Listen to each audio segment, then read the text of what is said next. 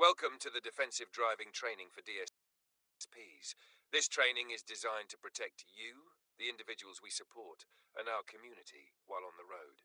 Today we'll cover key safety practices, legal compliance, FSC policies, and practical tools like our vehicle checklist. What is defensive driving?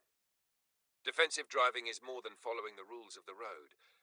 It's driving to save lives, time, and money, despite the conditions around you. This includes being ready for unexpected hazards and staying focused behind the wheel. Core habits of a defensive driver should always be maintained. You should always be diligent in knowing your surroundings. You should always maintain a safe following distance, at least 3 to 4 seconds behind other vehicles. Increase that distance in poor weather or road conditions. Check your mirrors and blind spots regularly, especially in busy areas such as parking lots. You should avoid unnecessary distractions. No texting or making phone calls while driving. You shouldn't be eating or playing your music too loudly. Obey speed limits and all traffic signs and lights.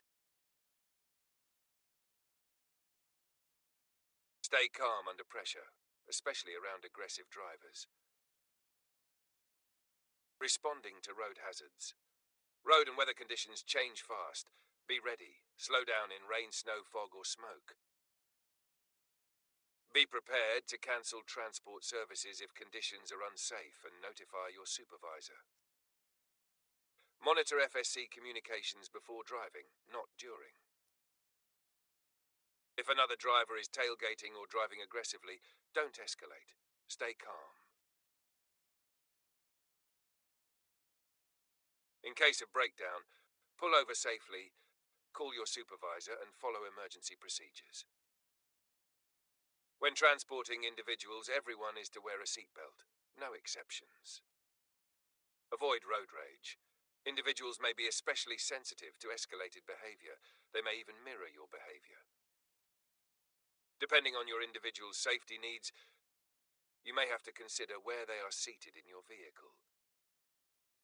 Never leave a person unattended in a running vehicle, even for a moment, and always keep your keys out of the ignition and out of reach of passengers. Keep essential supplies on hand: seat protectors, sunscreen, a first aid kit, and most importantly, water.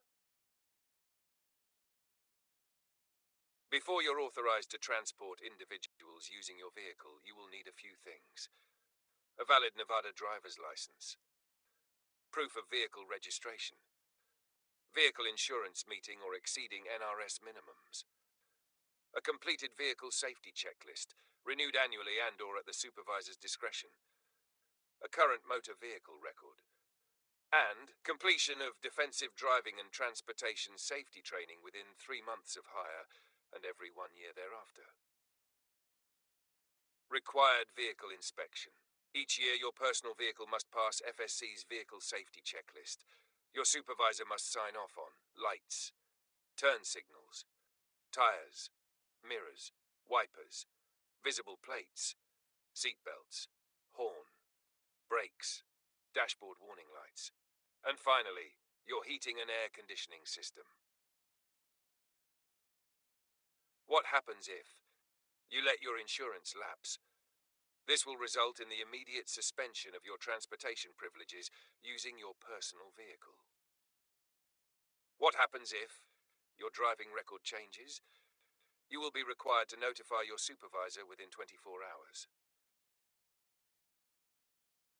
What happens if your vehicle fails inspection? You will not be permitted to transport in your personal vehicle until you pass inspection.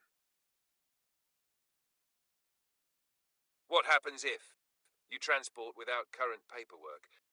You may be subject to disciplinary action. Driving emergencies. In the event of an accident or an emergency, call 911. Where possible, move to safety.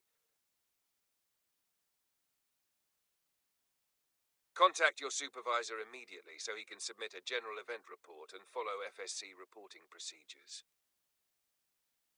Remain calm and focus on supporting your individual. This concludes the Family Support Council's defensive driving presentation. Remember to drive with purpose, focus, and always with safety in mind. Thank you for your commitment to safe, responsible driving. Our individuals and our community count on you to stay alert, informed, and calm behind the wheel.